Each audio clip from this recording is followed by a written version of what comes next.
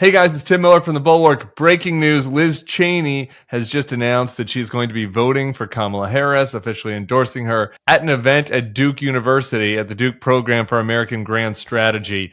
It was an event that was billed for Cheney to talk about defending democracy. Obviously, it's in the important swing state of North Carolina. She was in a moderated discussion with a former Bush administration official. It was, I expect, maybe not even an intentional official endorsement, one that is going to be coming soon. But this is going to be the tape heard around the world. This is her finally saying what many of us had long expected her to. Let's watch Liz Cheney at Duke University. Because we're here in North Carolina, I think it is crucially important for people to recognize not only is what I just said about the danger that Trump poses something that should prevent people from voting for him, but I don't believe that we have the luxury of writing in candidates' names, particularly in swing states. And as a conservative, as someone who believes in and cares about the Constitution, I have thought deeply about this, and because of the danger that Donald Trump poses, not only am I not voting for Donald Trump, but I will be voting for Kamala Harris. We've been batting this around here at the Bulwark, wondering maybe why Liz Cheney was not at the convention. There'd been some murmurs that I think that she didn't want her endorsement to get lost amidst all the other speakers at the convention. Maybe thought that it would maybe minimize the power of her endorsement as a very conservative former member of Congress to speak at a Democratic event where it seems like you're kind of endorsing the whole Democratic platform. I kind of thought those concerns were a little silly, if I'm being honest. But frankly, it's hard to nitpick somebody like Liz Cheney, who has just been absolutely stalwart ever since January 6th. Liz and I basically came from opposite sides of the Republican Party. I mean, I literally donated against her campaign for United States Senate in Wyoming because I was upset with some of her views on LGBT issues. She is a down-the-line, doctrinaire conservative, not kind of a moderate Republican like me. And so to me, that gives just her stamp of approval even more weight when you're talking about these voters. That it's like, no matter how conservative you think you are in policy, actually the conservative thing to do is to support Kamala Harris. And if you listen to that video, there were two other points that she makes that I thought are really important to stick on. Number one, she says specifically, it is not enough to write in, right? We are not in one of these situations where the threat of Trump is so modest or is equivalent to the threat of the Democrats, and it's fine to just write in Jack Kemp or Ronnie Reagan's ghost or whatever. She's not doing the thing that Pat Toomey did on CNBC earlier this week, saying he's not going to vote for both, the former Republican senator from Pennsylvania.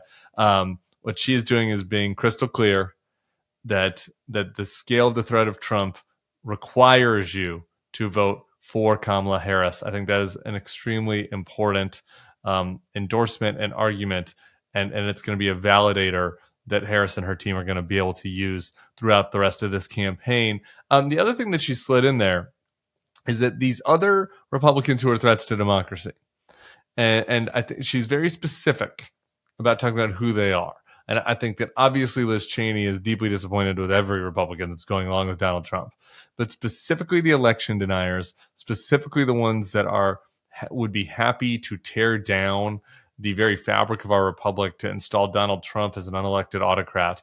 Like, these people have to be defeated too, not just Trump. And they're in North Carolina. She calls out Mark Robinson, who we've been discussing on the various podcasts today because of his porn habit, but he's got a lot more serious problems than that. And this is somebody that was fully on board with the Stop the Steal effort. He's been in on Holocaust denial. He is an unapologetic MAGA evangelist. And there was Liz Cheney saying in North Carolina, not only that she would vote for Kamala Harris, but that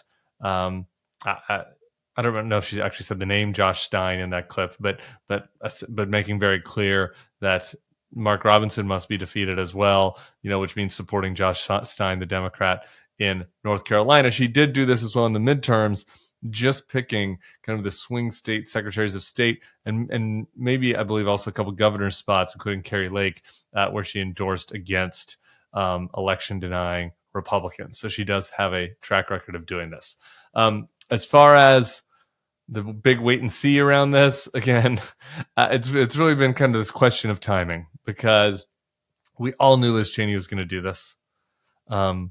She, not only was unequivocating on the January 6th committee, she's not only been unequivocating in every piece of commentary that she's done, including an interview here on the Bulwark feed with Charlie Sykes a while back, but she also, in her campaign, and really, this kind of brave kamikaze campaign where she said that she was not going to be pushed out of the party by Donald Trump and just quit like some of these other Never Trumpers had done. She was going to put her name on the ballot in Wyoming. She was going to campaign for her seat, and she was going to make these voters vote her out, despite the fact that she voted down the line with them on every policy issue except for going along with Donald Trump's coup. And in that campaign, she dropped this absolutely epic ad that I'll always remember, that includes this very strong endorsement from her father, Dick Cheney. And I like to turn it on every once in a while when I like to motivate myself and think about how I'm going to run through a wall. And I think that on the day of Liz Cheney's endorsement, it's a good time to rewatch that ad. So let's check it out together. In our nation's 246-year history, there has never been an individual who is a greater threat to our republic than Donald Trump. He tried to steal the last election using lies and violence to keep himself in power after the voters had rejected him. He is a coward. A real man wouldn't lie to his supporters. He lost his election, and he lost big. I know it, he knows it, and deep down, I think most Republicans know it. Lynn and I are so proud of Liz for standing up for the truth, doing what's right, honoring her oath to the Constitution, when so many in our party are too scared to do so.